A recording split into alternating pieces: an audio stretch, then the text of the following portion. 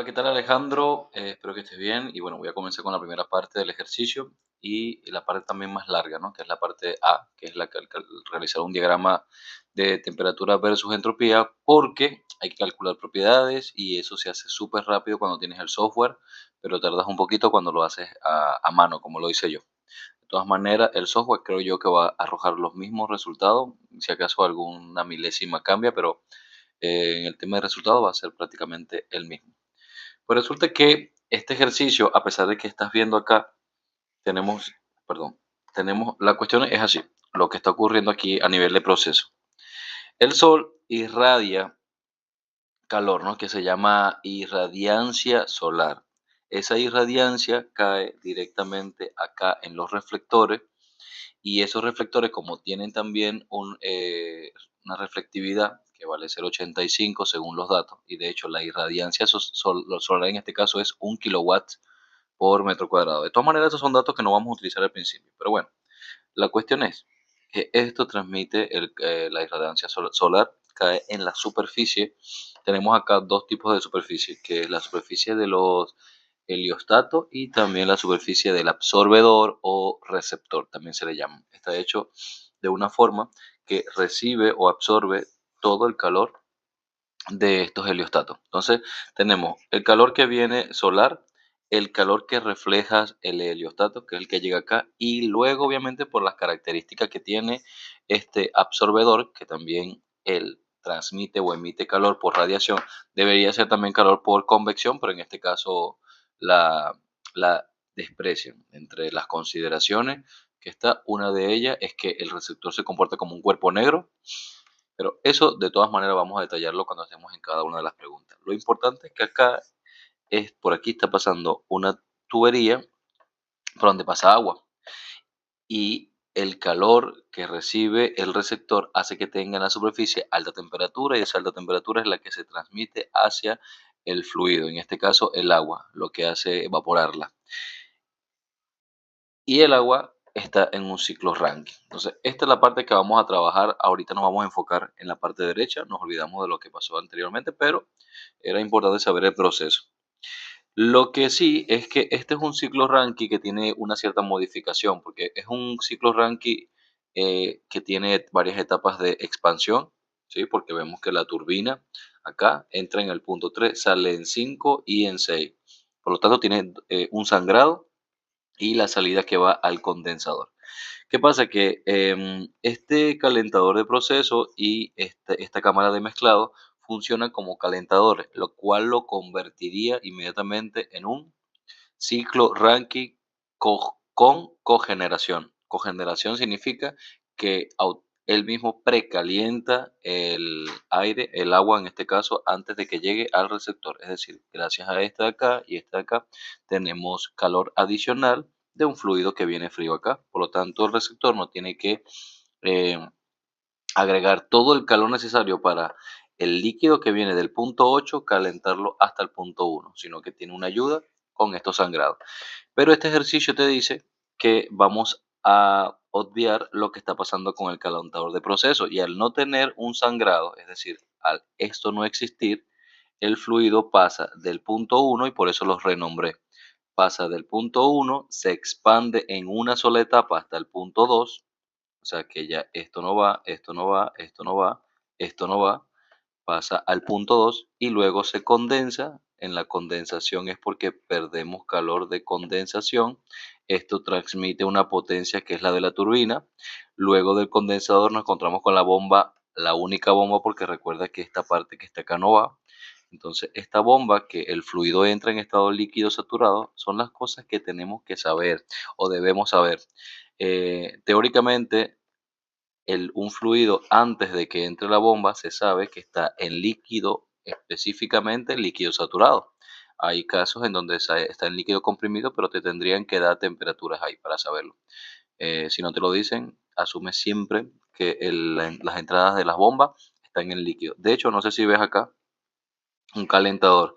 Acá está una segunda bomba. Bueno, este calentador, imagínate que ahí hay una mezcla. La parte de vapor por arriba y la parte líquida por abajo. La tubería está por debajo. Y de acá también vemos lo mismo. ¿Qué hace un condensador? el vapor que viene en el punto 6 lo condensa, es decir, lo licúa y se convierte en líquido y le colocamos por la salida, es decir, por la parte de abajo, para que salga netamente líquido saturado. Entonces, eso es cosas teóricas que debes saber. Entonces, vamos de la bomba 1, desde este punto de acá, que lo llamé ahora 3, directamente pasa al 4. Es decir, esto no está. Esto no va. Esto tampoco, esto tampoco. Así que la bomba pasa del punto 3 al punto 4, que vendría a ser la entrada del receptor o absorbedor. Y listo, ahí tenemos ya el ciclo Rankine, y que ahora es un ciclo Rankine simple y aparte ideal. Porque la primera consideración que te dice el ejercicio es la eficiencia isentrópica tanto de la bomba como de la turbina es del 100%. ¿Sabes qué significa eso? Que la entropía 1 es igual a la entropía 2. ¿Por qué? Porque una turbina, si la turbina es isentrópica o la eficiencia es 100%, significa que la entropía se mantiene. Otro equipo que también es isentrópico es la bomba, es decir, la entropía 3 es igual a la entropía 4. La podemos igualar. Entonces la bomba también es isentrópica. No pasa así con el condensador ni con el receptor. Estos no pueden ser isentrópicos. ¿Por qué? Porque ellos transmiten, o ceden o absorben calor. Y todos los dispositivos que están relacionados con el calor hace que se altere la entropía. Entonces no puede ser. Entonces, bueno, tenemos eso como partida. Y vamos a ver los datos. Dice el enunciado que la temperatura de salida del absorbedor, que es donde se genera el vapor, debe ser de 600 con una presión de 15 megapascal. Es decir, este punto 1 tiene 600 grados centígrados con 15 megapascal de presión. Con eso yo debo hallar propiedades. Ahorita vemos qué propiedades son las que necesito. Pero bueno, tengo ese dato de acá. Y luego también me dice que la salida, que es de la turbina, tiene 10 kilopascal. O sea, aquí hay 10 kilopascal. Ahora vamos a hablar un poco de teoría. Los condensadores y este calentador que está acá, que es el absorbedor, se consideran siempre isobáricos, a menos que te especifiquen lo contrario, porque ya sabemos que las tuberías tienen pérdidas de presión, pero aquí no te hablan de nada de eso. O sea, estamos en un caso de un ciclo simple, o sea, básico y aparte idealizado. O sea, no hay pérdida de presiones. Obviamente que en la turbina y en la bomba sí, porque ahí tiene que haber una caída y un aumento de presión sí o sí en turbinas y bombas respectivamente. Pero lo que es el calentador y el condensador, o sea, el absorbedor y el condensador, no hay pérdida de presión. Esto es importante entonces porque entonces solo hay dos límites de presión. El límite superior, que es la presión en el punto 1, y la presión en el punto 4, porque se supone que esto es isobárico, y la presión 2 y 3, que es en el condensador, que también es isobárico. Eso es importante porque cuando tengas que buscar las propiedades, necesitas saber qué propiedades te dan. Entonces, acá esta es la primera complicación y una de las cosas más importantes de este ejercicio, porque el que no domina esta parte básica de termodinámica, bueno, no es básica, la verdad no es básica, pero teóricamente funciona así. Es decir, te vas a un libro de termodinámica, Zengel, y, y averiguas, o hasta incluso en YouTube, y mira cómo funciona un ciclo simple de ranking. Te va a mostrar justamente esto que te estoy diciendo. El libro de entrada no te va a decir que las presiones cambian en la caldera y en el condensador. Claro, nosotros no tenemos una caldera ahora porque no se está haciendo o está generando calor con la combustión. Ahora están quitando la combustión para aprovechar la energía solar, pero básicamente la tubería no sufre cambios de presión. Listo, teniendo eso, ya podemos ver qué propiedades vamos a ir consiguiendo en cada uno de los estados para resolver el ejercicio.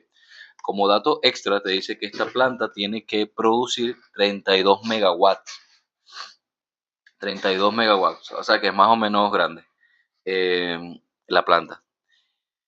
Ok, entonces vamos a la primera pregunta. Dice que hay que realizar un diagrama temperatura-entropía. Yo necesito entonces en cada una de los estados la temperatura y la entropía para poder resolverlo, pero aprovecho además y calculo las entalpías. Entonces, en todos los estados debo tener P, T, H, S. Esas cuatro propiedades son necesarias para resolver el ejercicio. ¿Por qué? Porque T y S son necesarias para el diagrama, mientras que la H son necesarias para calcular energías, ¿ok? Como flujo de calor o potencia, etcétera. Y la presión, que no la debo buscar, igual las tengo.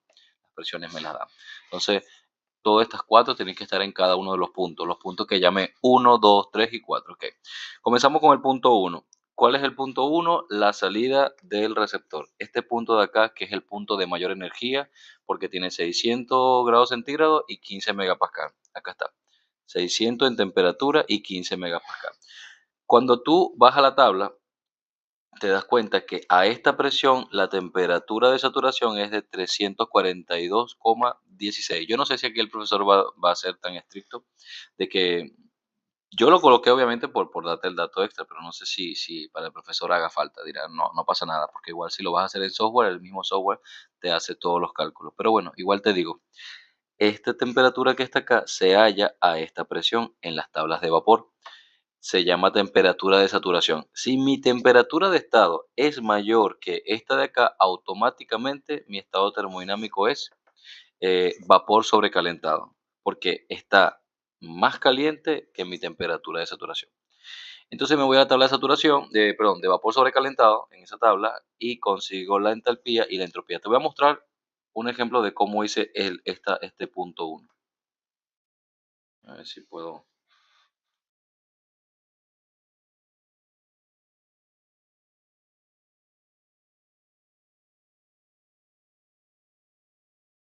Acá. Vamos primero a la tabla anterior. Y aquí está 15.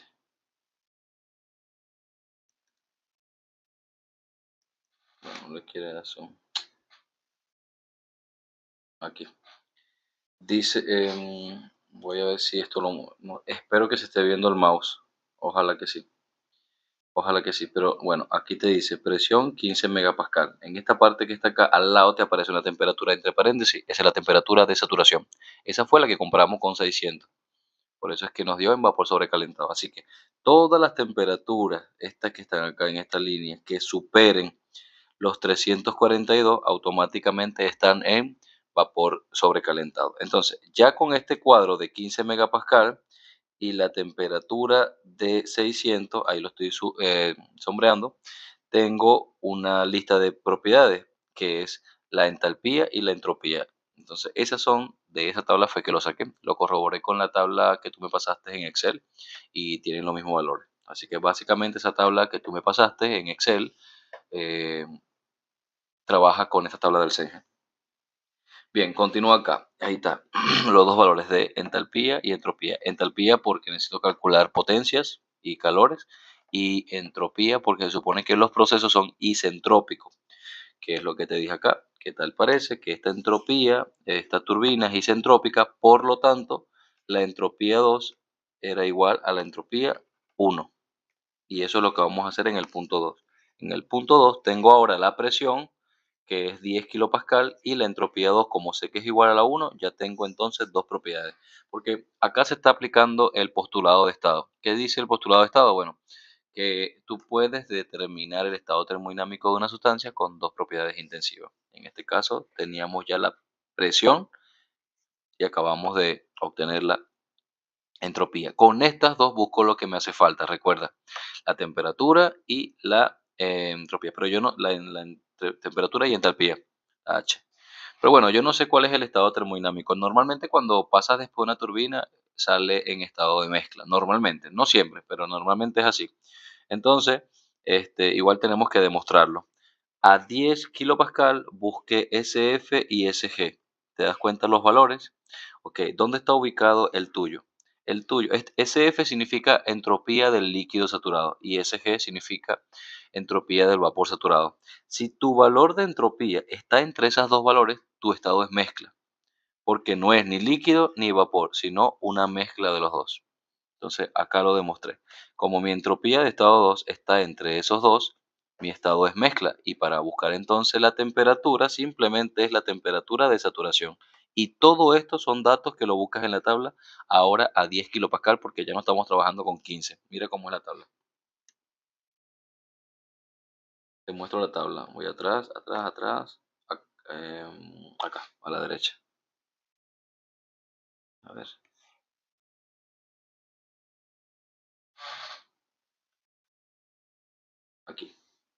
tengo los 10. Mira, esta línea que estoy armando aquí, que se ve sombreada, es la línea de la presión de 10 megapascal. Si te fijas, arriba se leen valores de temperatura de saturación, se lee valores de energía, entalpía y también entropía.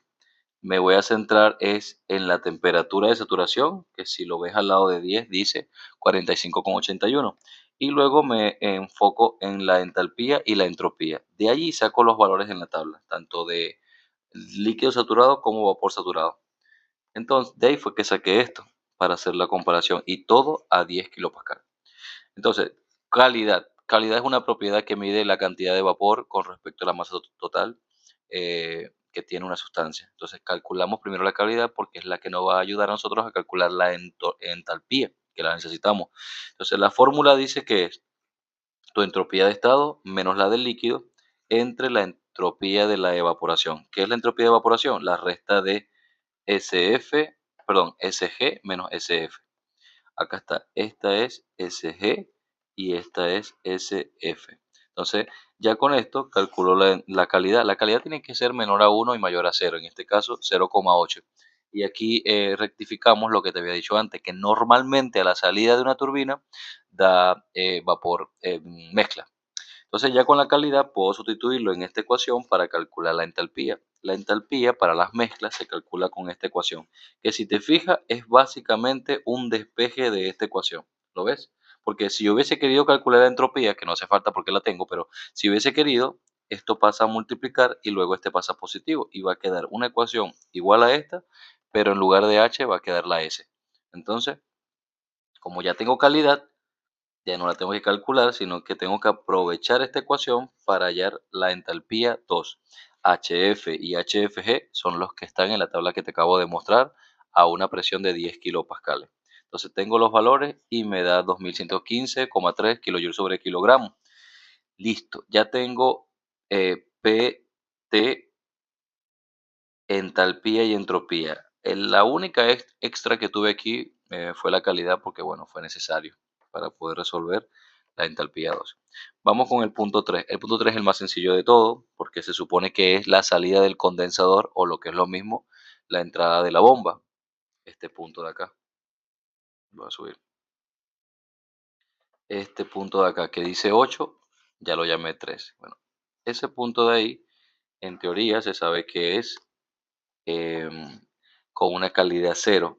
¿Por qué se dice calidad cero? Bueno, porque se sabe que la entrada de la bomba tiene que ser líquido saturado. Entonces, líquido saturado y aparte recuerda que acabo de venir de un condensador que no cambia presión. Por lo tanto, mi presión sigue siendo ahora 10 kilopascales. En la misma tabla, yo leo entonces el valor de la temperatura, que viene siendo la temperatura de saturación, sigue siendo 45,81, y aprovecho y busco las dos entalpías.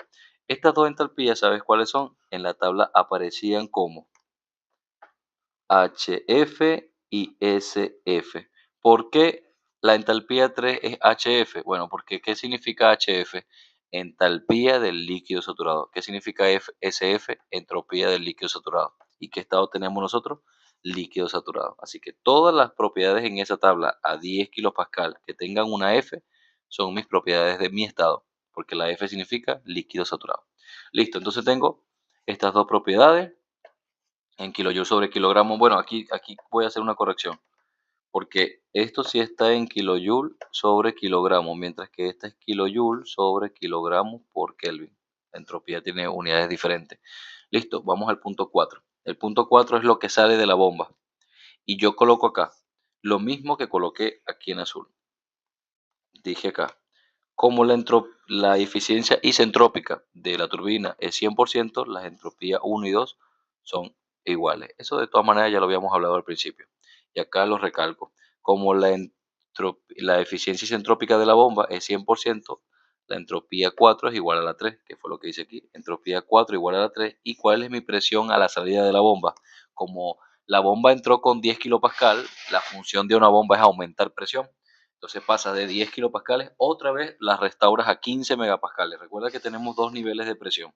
Entonces ya tengo mis dos propiedades del postulado de estado para determinar el estado. Pero imagínatelo, si en la entrada de una turbina, de una bomba, tu estado es líquido saturado, ¿qué tú crees que va a salir a la salida de la bomba. Si tú comprimes además un líquido saturado, se va a convertir en un líquido comprimido. Y de todas maneras está demostrado aquí. Aquí tenemos SF a 15 megapascal, da 3,68. Como mi entropía es menor a SF, significa que esto es líquido comprimido. Hace rato habíamos visto algo como eso.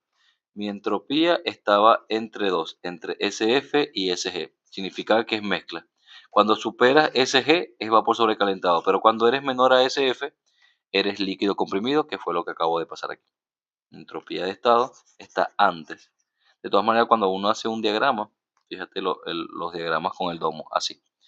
Se supone que esto es G aquí y esto es F. Entonces, cuando estás entre los dos, estás en mezcla. Cuando eres mayor que G, estás en vapor sobrecalentado. Cuando eres menor que EF, estás acá en líquido comprimido.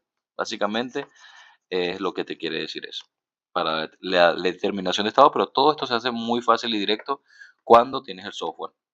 De hecho, me voy a la tabla de líquido comprimido y vamos a ver algo. Mira que ya no tengo presión y temperatura, tengo presión y entropía. Entonces, fíjate en la tabla lo que ocurrió, la tabla de líquido comprimido. Ahí te muestro. En la tabla de líquido comprimido, aquí está. Tabla de líquido comprimido. ¿Dónde está la presión de 15? Acá. El último cuadro, el cuadro de la derecha, dice 15 megapascal. Ya estoy en agua líquida comprimida. ¿Qué pasa? Que mi presión de 15 ya no estoy con las temperaturas, no me rijo con temperatura, sino que ahora tiene que ser con entropía. La entropía se supone que es 0,64. 0,64 está entre 0,5666 y 0,8234. No aparece un valor directamente aquí. Quiere decir que yo tengo que interpolar. El software lo haría directo, pero yo tendría que interpolar con los valores que están al lado de entalpía y con estas dos temperaturas de acá, 40 y 60 grados, porque están en la misma línea de esos dos valores que voy a hacer. Entonces, armo mi cuadro de interpolación, que es esto, una representación de lo que hice ahorita, y dice entropía, temperatura y entalpía. Recuerda que las temperaturas eran 40 y 60 y aquí tengo las dos entalpías que estaban al lado de estos valores. Esta es la que me interesa a mí. Por lo tanto, todo lo que me dé como interpolación acá adentro son mis propiedades de estado. Y me dio una temperatura de 46 y una entalpía de 207,46. Con todos estos valores yo armo mi diagrama. Se supone que un diagrama temperatura, entropía, tiene este domo. El domo, fíjate cómo es, mira, como una campana, pero fíjate la forma. Si hubiese hecho un diagrama de presión, volumen específico, el dibujo es más o menos así. Cambia un poquito. Una campana, pero cambia un poco. Temperatura, volumen específico es más así. Igual una campana, pero con una forma diferente. Presión, entalpía, así. Una campana, pero está como inclinada. Entonces, este es el de la entropía. Es casi perfecta, casi perfecta. Entonces, vamos a ubicar cada uno de los puntos. El primer punto, que es el punto 1, está en vapor sobrecalentado, con una temperatura súper alta de 600. Y en la misma línea, todo esto que está acá, esta parte de aquí, representa la misma línea de presión, que vale, todo esto que acabo de colocar aquí, es la misma línea de presión que vale 15 megapascal. Ok, ¿qué hace el punto 1? Pasa a través de una turbina y llega hasta el punto 2, que recuerda que estaba en mezcla, que con un 80% más o menos. Entonces lo tienes que dibujar dentro del domo, no lo puedes dejar acá afuera, sino gráficamente tiene que quedar dentro del domo para que se note una diferencia con esto, porque no es vapor saturado ni sobrecalentado, sino mezcla. Listo, aquí el punto 2. Y esta línea recta es recto porque se supone que la entropía 1 y 2 son constantes. Y si es constante, entonces la entropía no cambia. El punto 1 al punto 2 tiene que tratarse con una línea recta. Aunque la realidad sea así, porque en la vida real si hay cambios de entropía, este ejercicio como es idealizado, tiene que ser isentrópico, líneas rectas hacia abajo. Bueno, luego del punto 2 nos conseguimos con un condensador. Entonces, toda la cantidad de vapor que había aquí empieza a condensarse porque estamos extrayendo calor del condensador y todo el vapor empieza a convertirse hasta que llega a estado líquido saturado. Que todo esto ocurre en el condensador a 10 kilopascales. Luego, ¿qué hace en el salida del condensador? fue lo que entró a la bomba. ¿Qué hace la bomba? Aumenta la presión desde esta línea, que es la de 10 kilopascal, hasta esta línea, que es la de 15, aumentó la presión. Sin embargo, este aumento acá de 3 a 4 no está tan alejado entre sí. ¿Por qué? Porque una bomba, a pesar de que aumenta la presión, no aumenta la temperatura tanto. De hecho, lo vemos entre los valores. Mira, entró la bomba a 45 y salió a 46. De hecho, mucho lo subí, pero lo hice de esa forma para que se viera, para que lo pudieras percibir. De todas maneras, la separación entre esto es casi nula. ¿Por qué? Porque una bomba no aumenta temperatura, sino presión. Ah, y también los alineé a ellos con una línea vertical. ¿Por qué? Porque la bomba también era isentrópica, de modo que esto permanece constante para ellos. Así que por eso fue que lo hice. Listo, ¿qué más? Ya ahí tengo la parte A. Para mí era la parte más larga y vamos entonces a continuar. Dice por acá, en la pregunta B, flujo másico del vapor. El vapor está recorriendo todo esto. ¿Cómo calcular el flujo másico del vapor? Sí o sí, ahora que tenemos todas las entalpías, las entalpías te van a servir en este ejercicio para calcular los calores y los trabajos, ¿verdad? Pero nosotros queremos el flujo másico. Entonces, el ejercicio sí o sí nos tuvo que haber dado un dato de algún flujo de energía. Flujo de energía me refiero a alguna potencia o algún calor con alguno de los dispositivos. Cuando veo acá el enunciado, recuerdo que me dieron la potencia. La potencia, esto tiene un punto acá arriba. La potencia neta. ¿Quién es la potencia neta del ciclo? Lo que produce la turbina menos lo que necesita la bomba. Porque recuerda que esto no es la potencia neta. Hay algunos que lo consideran así porque dicen que el trabajo de la bomba, como es tan pequeño, lo quieren despreciar. Yo no lo quise despreciar, lo consideré. Entonces, imagínate que ese ciclo es así y produce una potencia neta. Lo neto que sale de aquí es lo que hizo la turbina menos lo que necesitó la bomba. Es lo que quiere decir eso. Ok, vamos entonces a plantearlo en ecuaciones. Como voy a trabajar con la bomba y como voy a trabajar con la turbina, vamos a ver qué suposiciones tienen ellas. Dice, tanto para la bomba como para la turbina, los cambios de energía cinética y los cambios de energía potencial son iguales a cero. Esa es una de las consideraciones que la quise colocar acá. Luego, el calor en la bomba y en la turbina son iguales a cero, es decir, son equipos adiabáticos. Entonces, las únicas formas de calor aquí están en el receptor y en el condensador, pero no ni en la bomba ni en la turbina. Así que la ecuación prácticamente de cada equipo para calcular la potencia de cada uno se va a basar en los cambios de entalpía que tiene. ¿Ok? Por ejemplo, la potencia neta va a ser la potencia que hizo la turbina menos la potencia que consume la bomba. La potencia de la turbina son los cambios de entalpía que tiene la turbina. Recuerda que en la turbina entra la entalpía 1 y sale la entalpía 2. Y todo esto multiplicado por el flujo másico del vapor que corre a través de ella.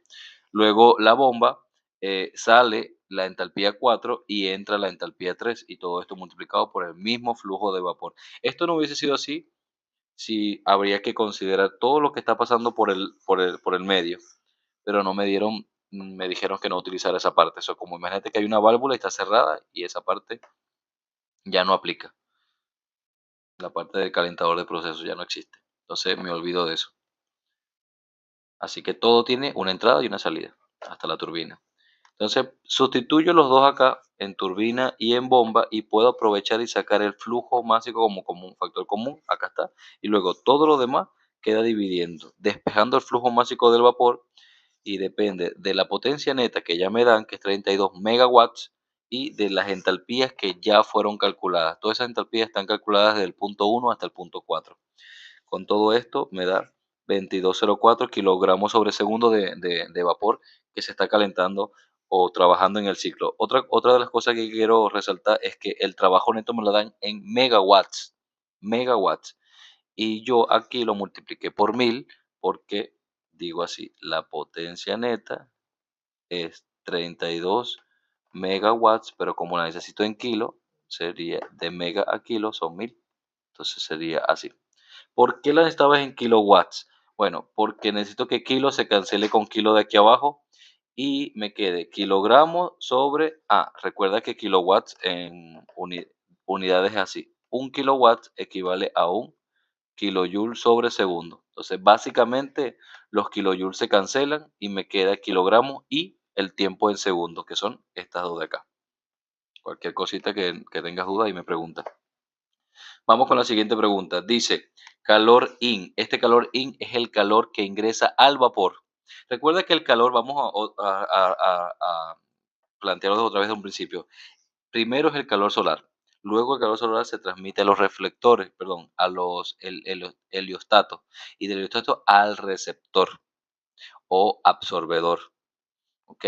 Entonces el absorbedor, quien lo absorbe realmente es el vapor. Ese calor que está recibiendo el vapor, el fluido de trabajo que está dentro del ciclo, se llama Q-in. ¿Ok? Con el punto arriba siempre para indicar que está por unidad de tiempo. O sea, como flujo de calor. Vamos con el calor, el calor que tiene el vapor que está dentro del receptor o absorbedor. Ese absorbedor o la tubería, los cambios de energía cinética y potencial son iguales a cero en la tubería de vapor del receptor. Fíjate esto. Ese receptor tiene una tubería. A esto es lo que yo estoy analizando. No todo esto, ¿ok? Sino el calor que el receptor le emite al vapor. Ese es el que se llama Q-in. Ese Q-in va hacia la tubería. Entonces yo estoy haciendo prácticamente análisis de primera ley a la tubería de vapor que está dentro del receptor. Por eso lo especifiqué acá. Donde los cambios de energía cinética y potencial son despreciables. O sea, aquí no hay cambios de velocidades y no hay trabajo. Acuérdate que los únicos dos dispositivos que tienen trabajo son la turbina y la bomba. Entonces no hay trabajo. Bien, vamos ahora con la ecuación. Y viste que la ecuación de trabajo era básicamente como esta. Bueno, ahora en vez de calcular trabajo, estamos calculando ahora calor. Y el calor va a ser el flujo másico por el cambio de entalpía que hay en esa tubería de ese receptor. O sea, la entalpía 1 menos la entalpía 4. Ya como tengo todos los valores, porque acabo de calcular el flujo másico, ahora sí puedo calcular con todo esto el calor que entra y voy a aprovechar que el ejercicio me dieron un dato en megawatts y voy a trabajar todo en megawatts. Entonces, estos 74.000 se van a convertir en 74,387 megawatts. Ya tengo entonces, aquí no me exigen las unidades, pero yo lo voy a trabajar así porque es un número muy alto. Entonces, ahí ves el calor que entra al vapor. Siguiente pregunta, la de rendimiento del absorbedor. Y esta es una de las más complicadas. Fíjate todo lo que hay que hacer para calcular el rendimiento del absorbedor. El absorbedor es ese dispositivo que está arriba en la torre, que es quien le transfiere calor a quién, al vapor, ¿verdad? Bueno, pero ese absorbedor está recibiendo calor de los heliostatos que están en el suelo, pero al mismo tiempo, como él está caliente, él va a reirradiar o emitir también calor y ese calor se va a perder, ¿ok? Porque no va hacia el agua. En otras palabras, este calor que viene así, una parte se va al vapor y la otra parte se pierde. Entonces, esa pérdida es lo que hace que ese receptor o absorbedor tenga una eficiencia, esa eficiencia hay que calcularla y la forma de calcularla es así. Todo el calor que viene, que recuerda que el calor está viniendo de los absorbedores, de los heliostatos, perdón, y este es el calor que recibió el vapor. Entonces, este es el que necesito yo y este es el que estaba recibiendo él. La diferencia que existe entre estos dos es justamente lo que se pierde. Entonces, acá está. El calor del vapor, ¿qué es? Lo que absorbió, que viene de los heliostatos, menos lo que el reirradiado. Por cierto, aquí hay varias formas, existen varias formas de perder calor de ese receptor. Vamos con la teoría. La teoría dice que si ese cuerpo está caliente, puede emitir calor por radiación, pero al mismo tiempo está en un ambiente, porque eso está ahí arriba, está en un ambiente donde está circulando aire a cierta velocidad, así que debería haber convección. Y como eso tiene un material de cierto grosor, también debería tener calor por conducción. ¿Qué pasa? Que una de las consideraciones de este ejercicio al principio dice que no se van a considerar las pérdidas ni por convección ni por conducción, solamente las de radiación. Entonces, ese cuerpo está absorbiendo calor porque tiene una absortividad, pero también tiene una emisividad, que son esos datos que te da el ejercicio que te dice alfa y epsilon valen 1. ¿Esto qué significa? Que la capacidad de absorber y la capacidad de emitir vale 1. O sea, un cuerpo negro es lo que quiere decir con eso, un cuerpo negro ideal. Entonces, vamos por partes. Yo necesito calcular este, no, porque ya lo tengo. Tengo que buscar es quién es QH. QH para nosotros es C, AR y G. Esta es la fórmula para calcular QH. ¿Quién es cada uno de esos términos? G viene siendo la irradiancia o la irradiancia solar, que de hecho te la dan, que vale 1 kilowatts por metro cuadrado. Este que está acá es el área de receptor, no lo tengo. Y esto que está acá también te lo dan como dato, que es el coeficiente de concentración solar en la entrada del receptor.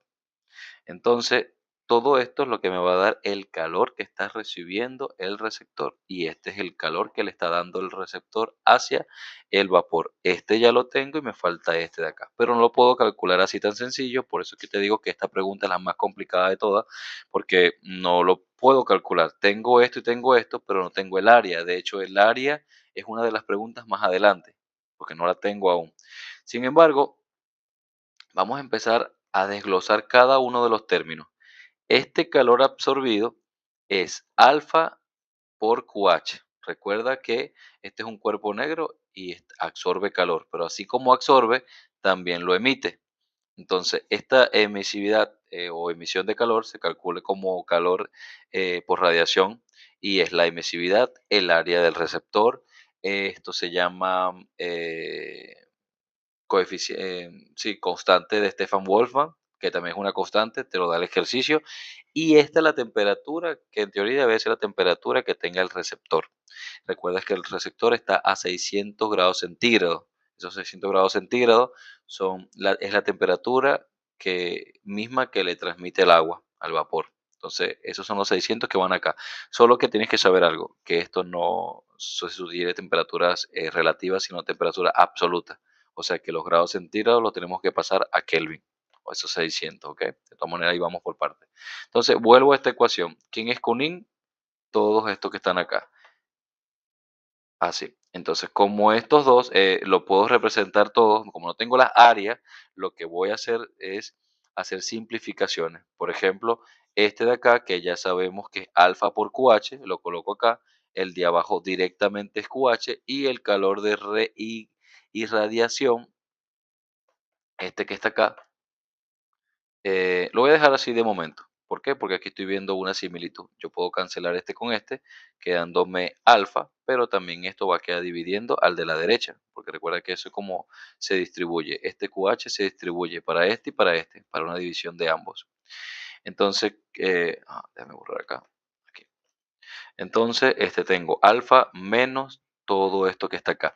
¿Quién es el calor emitido? Toda esta ecuación. ¿Y quién es el calor H? Todo esto de acá. Si te fijas, la H aparece, el área aparece tanto arriba como abajo y es la misma área del receptor, solo que ahora no la tengo que calcular porque se cancelan entre sí. Entonces, la eficiencia del absorbedor, de hecho yo te pude haber colocado esto directamente sin necesidad de haberte explicado todo esto, pero ya sabes, parte desde aquí. Lo que pasa es que las simplificaciones me dan como resultado esto de acá. Date cuenta que aquí ya no aparece el área que era una de las incógnitas.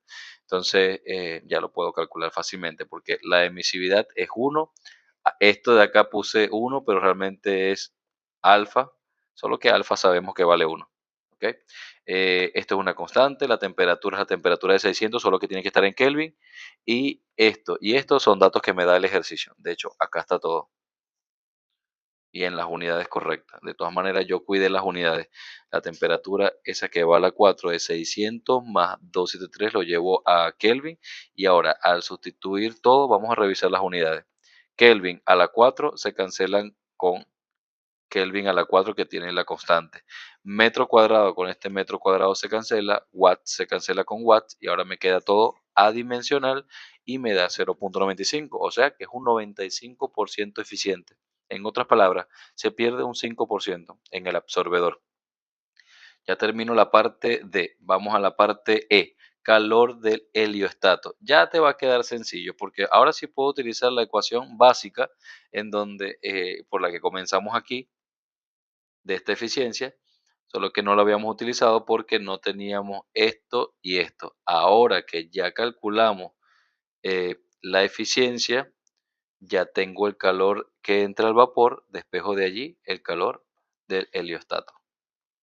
Acá está, despejado, tengo los valores en megawatts, entre 0,95 me da el calor del heliostato. Y fíjate cómo el valor es más grande. ¿Por qué? Porque al final de cuentas, de aquí viene el calor del heliostato hacia el vapor que llega con 74. Hay una pérdida, ¿no? Esa pérdida, recuerda que fue por los 5% que se perdieron. Ahora vamos con el flujo de calor del sol. El flujo de calor que viene del sol es aquel que está incidiendo en el heliostato. Pero lo que pasa es que el heliostato, en el sol y el heliostato tienen una relación, y esa relación es como una eficiencia. Ponerle que, verlo así, la, ¿cómo se dice? La reflectividad del heliostato, que también es un dato que te da, este que está acá, se llama reflectividad del heliostato. ¿Qué es eso? La capacidad que, o el calor que va a reflejar el heliostato del calor solar que está incidiendo sobre él. Entonces, este es el mayor. De aquí viene o parte todo. Este calor incide sobre el heliostato. Entonces, la variación es justamente eso, la reflectividad, que prácticamente se puede ver como la eficiencia que tiene él para reflejar ese calor hacia quién, hacia luego el receptor que está arriba en la torre. Espero que se haya entendido eso. Entonces de aquí despejo esto porque tengo estos dos datos y me da 78 entre 0,85 da 92 y 92 está en megawatts. Viste que es el valor, es un valor más alto todavía. Entonces porque todo parte de allí. Primero esos 92 es el calor solar. Llega al heliostato. ¿Con cuánto? Con 78. Y esos 78 por la eficiencia que tiene o por las pérdidas que tiene el receptor o absorbedor allá arriba en la torre, llegan al vapor 74. Así va funcionando las cosas. Y aparte, esos 74 de calor que está entrando en el vapor se convierten en la turbina con la bomba en una potencia neta de 32 megawatts. Entonces, todo parte desde que queremos esto que está acá. Imagínate, al final de cuentas, los 90 y cuánto, 92 del sol, lo convertimos en 32 megawatts. Y eso es lo que necesitamos. Bueno, esto es en la página 1 de la parte 1. Vamos a la parte 2. Obviamente hay datos que de aquí lo vamos a utilizar en la segunda página. No voy a darle para atrás y adelante, sino que aquí mismo, ya después en el video tú vas viendo. Voy a ir a la pregunta G, que es el área del absorbedor. Viste que eso era una de las cosas que me complicó para resolver la parte D, que decía rendimiento del absorbedor, ¿verdad? No lo pude calcular directamente porque necesitaba el área del absorbedor. Entonces, ahora sí lo puedo calcular. ¿Por qué? Porque como ya yo tengo el calor del heliostato, recuerda que por fórmula era C, A y G. Cada uno de ellos son la irradiancia solar, el área del receptor que necesito y esto es el coeficiente de concentración solar. Entonces, yo despejo de aquí y tengo todos los valores porque este era el calor que ya habíamos calculado en el inciso ¿cuál? En el inciso E, vamos por la G, 700 que vale el coeficiente de concentración solar y este de acá que ya está en kilowatts, con el kilowatt de arriba se cancelan y me queda en metros cuadrados el resultado del área. Tenemos entonces 111 por, como 86 metros cuadrados. Vamos a hacer una comparativa. En uno de los datos, el campo del heliostato dice que tiene una superficie, cada heliostato tiene una superficie de 100 metros cuadrados. O sea, básicamente el área del receptor que está arriba tiene el área superficial de un heliostato. ¿Cuántos heliostatos vamos a utilizar? No lo sé, pero siempre son un montón. O sea, imagínate la capacidad de ese receptor para poder concentrar todo ese calor de ellos en esta pequeña área. Es sorprendente, la verdad. Y todo esto justamente por esto, por el coeficiente de concentración solar. Bien, vamos ahora a calcular justo eso, el número de heliostatos necesarios. El número de heliostatos se calcula con esta relación. El calor solar sería el calor que llega hacia los heliostatos, el calor que llega hacia el heliostato es esto. Este es el calor del heliostato, pero el calor de un solo heliostato. Te lo voy a escribir de otra forma. Así, vamos a verlo así. Esto es el calor, estos dos es el calor de un heliostato. ¿Qué hay acá? El área de un solo heliostato multiplicado por la irradiancia solar, y esto es el número de heliostato. Y todo esto es el calor completo que llega hacia él. Recuerda que era 92 megawatts. Entonces, despejando de aquí, y sabiendo que este dato ya te lo da el ejercicio, yo lo llamé AH de área del heliostato, de uno solo, vale 100 metros cuadrados. Y vamos a ver cuánto necesitamos. Acá las unidades son, recuerda que esto estaba en megawatts y yo con el 10 a la 3 lo que estoy haciendo es pasándolo a kilowatts para que se cancele con el de abajo, metro cuadrado con metro cuadrado, y me quede cuántas unidades necesito. Sería en este caso 921,2, que yo lo aproximé a 922. Siempre el inmediato superior, no el inmediato inferior. Esto es lo que necesito, o se necesita, o se están utilizando. 922 heliostatos. Imagínate eso, que cada heliostato tiene 100 metros cuadrados. El receptor arriba solo tiene 111 metros cuadrados. Entonces, necesito prácticamente en tamaño de área 922 veces o 922 heliostatos. Entonces, esa sería la respuesta. Y vamos ahora al rendimiento del ciclo. Esto ya son cosas sencillas porque ya habíamos hecho todos los cálculos al principio. La eficiencia del ciclo se llama eficiencia térmica. ¿Qué es la eficiencia térmica? El calor que le está entrando al vapor comparado con lo que yo lo estoy convirtiendo en energía útil, que es el trabajo neto. Entonces, es justamente esa relación, trabajo neto entre el calor que entra al vapor. Eso es porque te están pidiendo el rendimiento del ciclo, no el global. Ahora vemos cuál es la eficiencia global, pero el del ciclo es así. La potencia que está produciendo, y esto es el calor que tuviste que entregarle a él, que es el calor IN. Esos dos valores los tengo, sería 32 y 74 y da 0,43, o sea, un 43% de eficiencia. Y el global normalmente es más bajo porque no se ve desde el punto de vista del calor que entró al vapor, sino del calor que está generando todo esto. ¿Quién es? El sol. O sea, la potencia neta, que sigue siendo 32, entre el calor solar. Si yo divido esas dos cosas, me va a dar 34,7. Lo que pasa es que yo lo quise hacer con otra fórmula alterna, que es la eficiencia térmica multiplicada por la eficiencia del absorbedor, multiplicada por así decirle, la eficiencia del heliostato, que no es eso, que es la reflectividad. La multiplicación de todo esto, acá está, que ya las he calculado, me da la eficiencia global. De todas maneras, te voy a mostrar con la gráfica. Voy a la parte de atrás, otra vez, voy a devolverme para mostrarte eh, eso que te quiero decir. Esto produce un trabajo y este trabajo viene de un calor IN. Entonces, la conversión entre este y la turbina, o sea, el trabajo que tú tienes la eficiencia térmica.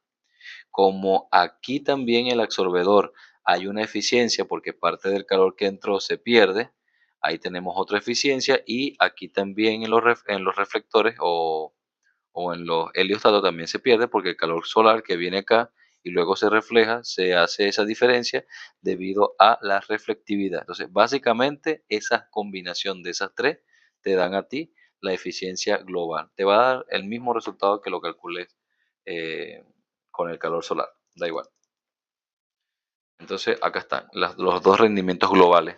Vamos con la exergía destruida. Bueno, ya te das cuenta que la eficiencia global es 34,7%, o sea, menor a la térmica. Bien, vamos con la exergía destruida. Ahí lo escribí mal. Déjame acomodarlo.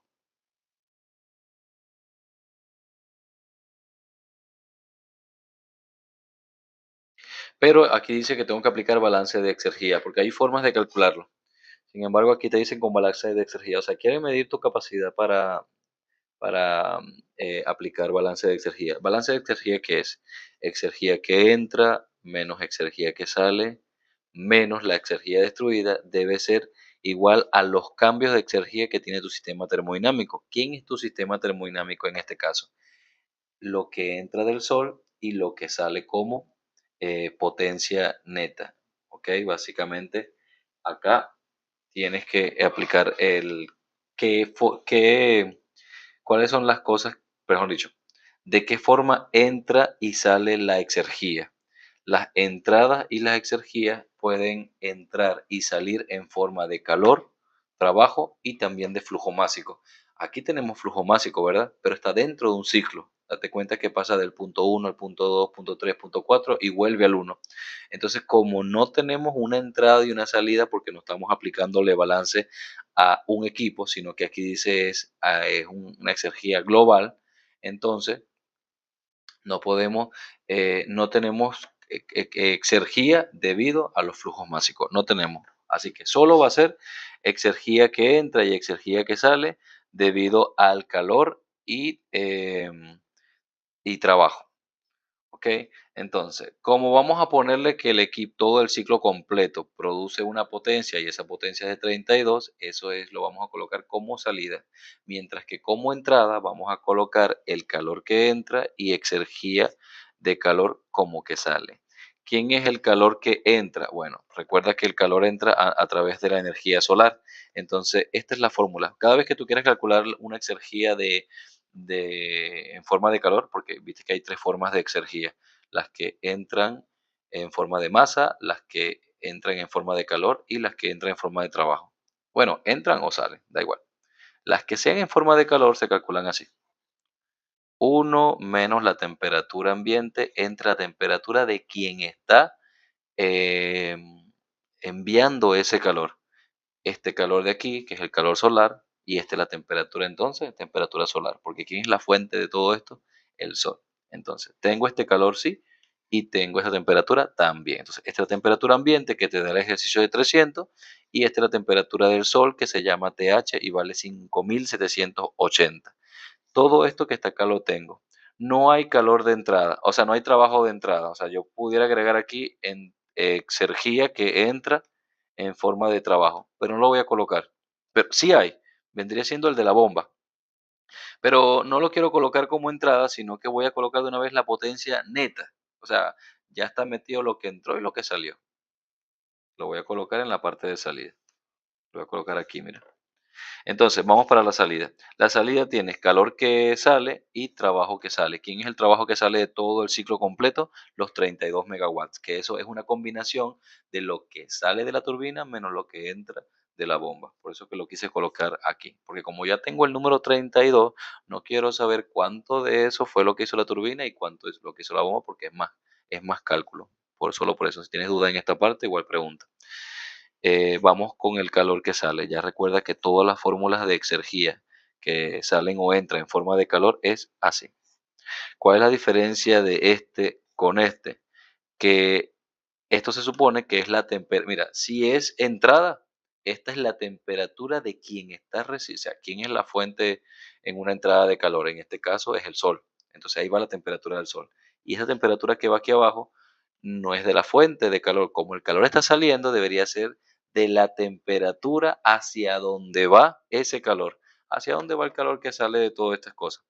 Viste que el aire que lo rodea a los equipos está a una temperatura de 300. Esa temperatura se llama T sub cero. O sea, básicamente, hacia donde está saliendo el calor es hacia este mismo a esa misma temperatura. Así que el sumidero se le llama sumidero. Cuando está entrando el calor se le llama fuente, pero cuando sale se le llama sumidero. El sumidero es este mismo. Estos dos van a relacionarse entre sí y va a dar 1 y 1 menos 1, 0. Todo esto se cancela y básicamente la única exergía que sale es la exergía en forma de trabajo que se produjo. ¿Ok? Entonces sustituyo estos dos, despejo la exergía destruida, así, que es la que entra menos la que sale. La que entra, acá está, sustituye los valores. El Sol tiene 92,12 megawatts, las dos temperaturas que te dije, 300 y 5780, y el trabajo que viene siendo la exergía que sale, 32. Todo esto me da 55 megawatts. Esa es la exergía destruida. ¿Sabes lo que es eso, no? exergía que no se pudo aprovechar en forma de trabajo. O sea, de los 92 que está entrando, 55 se destruyó. Eso es lo que quiere decir básicamente esto, en forma de exergía. Esto es algo que ya no vas a poder recuperar. ¿Ok? Pero claro, es lógico, ¿no? Porque la exergía o la energía completamente del sol no se va a aprovechar en forma de trabajo, por lo menos no en la actualidad. Vamos con la parte, vamos con la parte L, que dice entropía generada, SG con el punto arriba. Esto lo tienes que hacer también mediante un balance ya no de exergía, sino un balance de entropía. Y dice así, entropía que entra menos entropía que sale más la entropía generada es igual a cero. De aquí voy a despejar este de acá y es pasando la salida que está negativo, pasa a positivo y la entropía de entrada pasa eh, negativo. Formas de que entre y salga la entropía. La entropía puede entrar y salir, a diferencia de la exergía, viste que la exergía sale en forma de calor, masa y trabajo. Tres formas. La entropía no. La entropía tiene solamente dos formas, el calor y las masas. Pero recuerda que aquí las masas, como estamos dentro de un ciclo, el ciclo, o sea, parte en uno, pasa por dos, tres, cuatro y luego vuelve a uno, así que no vamos a considerar la masa porque se considera esto un sistema cerrado y de flujo permanente, así que no se considera tal cual como la exergía. Esa parte recuerda que si no la entiendes me la preguntas luego. Entonces, ¿qué forma de entropía vamos a tomar en cuenta acá? Obviamente la potencia no es una forma de entropía, así que solo queda calor. Entonces, calor que sale, entropía que sale, es relacionado con, acá está, la entropía que sale es el calor sol, perdón, que entra, está acá. El calor que entra es el que proviene del sol. Entonces sería el calor solar entre la temperatura del sol, que es TH. O sea, 92,12 entre 5780. Todo esto me da 0,0159 megawatts por Kelvin. Estas fueron las unidades que yo utilicé. También pude, 1, 2, 3, puedo tomarlo como 15,9, así también. 15,9 kilowatts por Kelvin. De todas maneras, bueno, no exigen unidades. Y la entropía que está entrando, la que está saliendo, perdón, esta de acá, es un poquito más complicada. ¿Por qué? Porque ¿de dónde sale el calor acá? Sale del condensador, ¿verdad? Sale también del calor perdido. Acá también calor perdido. Me vas a preguntar, ¿por qué no hice eso aquí? Realmente sí lo hice. La exergía que sale está acá. Porque fíjate, a pesar, ¿cuáles son los calores que están saliendo acá en este ejercicio? Sale el calor dentro del condensador, ¿verdad? Al final, después de la turbina, viene el condensador. Ahí sale el calor. ¿Hacia dónde? Hacia el ambiente. En la parte que está reflejando los heliostatos, ¿no? Que te dan la reflectividad, que es 85, 0,85, bueno, ese 15% se pierde. ¿Hacia dónde? Hacia el ambiente. Y luego cuando llega de los heliostatos, llega hacia el receptor tiene una eficiencia de creo que 95%, por lo tanto hay un 5% que se pierde. ¿Hacia dónde? Hacia el ambiente. ¿Y a cuándo está el ambiente? A 300 Kelvin. Eso quiere decir que sí hay calor que sale, pero a nivel de exergía no lo tomamos en cuenta porque simplemente tiene la misma temperatura que la temperatura esta de ambiente. O sea, quiere decir que se cancela la exergía que sale en forma de calor. Sin embargo, aquí no hay forma de que no está. Acá no hay forma de que se cancele. Tengo que considerar todas las formas de calor que salen. Y las formas de calor que salen son en el heliostato, ¿verdad? Gracias a esta propiedad. En el absorbedor, por la eficiencia del absorbedor, que no es del 100%, allá hay pérdida de calor, y en el condensador, obviamente, esto nunca lo calculamos, vamos por partes. Calor del condensador, ¿cómo se hace? Bueno, recordando que es como el calor que utilizamos Queen, era el flujo máximo multiplicado por el cambio de entalpía. Bueno, este cambio de entalpía sería del condensador, o sea, entalpía 2 menos entalpía 3. Como ya yo tengo todo esto acá me dio 42.000, que eso lo aproximo a 42,39 en megawatts. Voy a trabajar todo en megawatts. Luego vamos a ver el calor perdido en el heliostato. El calor perdido en el heliostato sería prácticamente, esto es lo que el heliostato recibió. del Sol. Entonces, 1 menos eso es lo que se perdió, lo que te dije hace rato. Si 85% fue lo que recibió el heliostato, qué es lo que se perdió? El 15%. Entonces, 1 menos 0,85 da 0,15. ¿0,15 de quién? Del Sol. Y se convierte en 13,82. Esa es la pérdida que tuvo este heliostato, lo que no se pudo recuperar. O sea, de los 92 se perdieron 13. ¿Cuánto están llegando realmente? 78. ¿A quién? Al absorbedor. Al receptor que está arriba también tiene pérdida. De los 78 llegaron 74. Otra forma también de calcularlo es con restas, porque te acuerdas que 78, que para el vapor llegaron 74. Bueno, de 78 menos 74, coma algo, da 3,92. Y también lo puedo ver así, de 92 y 78, la resta de estos dos es 13,82. Esas son las pérdidas. Esos son los calores perdidos, están en megawatts. Esos calores perdidos que están en megawatts, los sustituyo acá con la temperatura hacia donde ellos se están perdiendo, que es la temperatura T sub 0 de 300. Entonces, me da con todo esto que la entropía generada, que es la relación que hay entre estos dos, de 0,1847. Ese sería mi resultado. De hecho, yo, a pesar de que aquí arriba ya había calculado esto y lo tendría que meter aquí, lo que hice fue sustituir otra vez los valores. No pasa nada, no pasa nada. Pero mi resultado es este de acá, aproximadamente 0,1847 megawatts por Kelvin. Esas son las unidades. Y te voy a contar algo acerca de una verificación. Vamos a ver la calculadora. La verificación, la verificación es esta. Verificando. Verificando. En teoría, se sabe que la exergía destruida es igual a T sub 0 por la entropía generada. Vamos a verificar si eso es verdad. 300 Kelvin multiplicado por la entropía generada, que es 0,1847 megawatts por Kelvin. Esto me da la exergía destruida, lo que ya habíamos calculado antes. Vamos a ver, 300 por 0,1875, 47. Me da 55,41. Vamos a verificar esto acá. 55,34. Bueno, por unos decimales nada más. Entonces, da 55, como acá. O sea, que si yo hubiese calculado la exergía destruida, con este valor ya tengo la entropía generada, o viceversa, con estos dos ya tengo esto. Lo que pasa es que el profesor te pidió que hicieras los cálculos, o sea, los balances por separado, como que si fueran dos temas diferentes, pero esta es la fórmula que relaciona uno u otro. Lo bueno de esto es que sirve para verificar. Así que ya queda verificado el resultado, así que está bien. ¿Ok? Espero que se esté entendiendo esto, la verdad, Alejandro. Y vamos a la parte de diagrama de banda. Eso es sencillo, porque el diagrama de banda son como especie de unos diagramas de flujo, básicamente, en donde vas a ver cada una de las energías, cómo se va transformando. Bueno, hay dos, el de primera ley y el de segunda ley. El de primera ley básicamente es el calor que empieza con todo esto, que es el más grueso de todo, tiene 92, luego se convierte en uno más chico porque es el heliostato. ¿Qué pasó con la otra parte de acá? Se perdió por la reflectividad. O sea, la resta de este y este fue lo que se perdió aquí.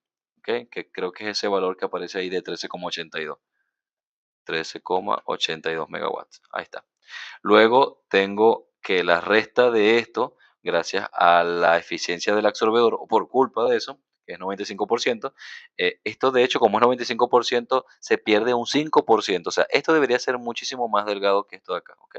Porque al final de cuentas, esto es un diagrama de flujo, pero que cada grosor es importante. Entonces vemos cómo estos 78 se convierten ahora en 74. Entonces esta flecha que estaba apuntando hacia acá son flechas de pérdida. ¿Cuánto se perdió? Eso creo que también lo calculamos acá. Es este, 3,92 megawatts. Ahí está. Y luego en el ciclo ranking, ese calor se convirtió, esos 74 se convirtieron apenas 32 en, en trabajo. ¿Cuánto se perdió acá? Es el trabajo del condensador, que nos dio 42,39. 4239 megawatts. Prácticamente es más grueso que este de aquí. Así que prácticamente este gráfico está, digamos que hecho casi a escala. O al ojo se ve como si estuviera a escala, porque algunas flechas son más delgadas que otras. Ese es el diagrama de banda de primera ley. El diagrama de banda de segunda ley, yo lo hice basado en de todas maneras, sí, en teoría sí, el balance de bandas de primera ley, que es el anterior, se hace en base a la energía. Recuerda que la primera ley lo que hace es las transformaciones de energía, mientras que el diagrama de banda de segunda ley mide es la calidad de las energías. Entonces, ¿qué es lo que hice yo acá? La exergía, que es la que comienza todo esto, como una exergía se convierte en trabajo mientras que la otra se destruye. Todo esto son exergía destruida. Yo no sé si tú conocías el concepto de exergía. La exergía es básicamente trabajo, o sea, la capacidad que tiene un sistema de producir trabajo. Exergía es trabajo. ¿Qué pasa? Que a veces los sistemas tienen cierta exergía, pero nosotros no aprovechamos eso y no le sacamos el máximo trabajo. O sea, la exergía es una propiedad o una energía, un tipo de energía que mide la capacidad que tiene un cuerpo en un punto en específico para producir, es la capacidad máxima de trabajo. Entonces, imagínatelo así. El Sol tiene esta exergía. Vamos a ver cuál es la exergía del Sol. Es la exergía que entró, ¿verdad? Esto es lo que entró como exergía. Esto es el calor del Sol. Tiene una temperatura, la temperatura ambiente es de 300 y esto hace que el Sol pueda convertir o pueda hacer 87,34 megawatts de calor. ¿Qué pasa? Que nosotros no tenemos los equipos necesarios para aprovechar toda esa exergía solar. No lo tenemos porque tenemos que pasar por unos reflectores, después por un absorbedor, luego un ciclo donde hay tuberías, turbinas, bombas, condensadores, etcétera. Y de estos 87, que son estos de acá, por eso es que esto es más ancho, apenas 32 podemos recuperar. ¿Cuánto se perdió? Los 55,34. Entonces ahí está. Si tú sumas estos dos, da 87. El trabajo es una forma directa de exergía, mientras que el calor es una forma, no es directa, pero con este coeficiente que está acá, que es 1 menos las temperaturas, es la forma en la que el calor se puede convertir en exergía. Entonces imagínate, ese calor es 87 y no se pudo convertir todo eso. ¿Por qué? Por los equipos. No tenemos todavía aparentemente no tenemos la tecnología suficiente como para aprovechar toda la energía, la exergía solar. Esta es la capacidad máxima y realmente esto fue lo que aprovechamos. Y por eso esta flecha es más delgada y esta es más gruesa. Y ahí acaba, sí, ahí acaba la primera parte. Voy a acabar aquí la clase. O no, yo creo que la puedo continuar porque no es tan largo la parte 2. Déjame ver. La parte 2 es más corta. O bueno, sí lo voy a parar por si acaso el audio se frenó.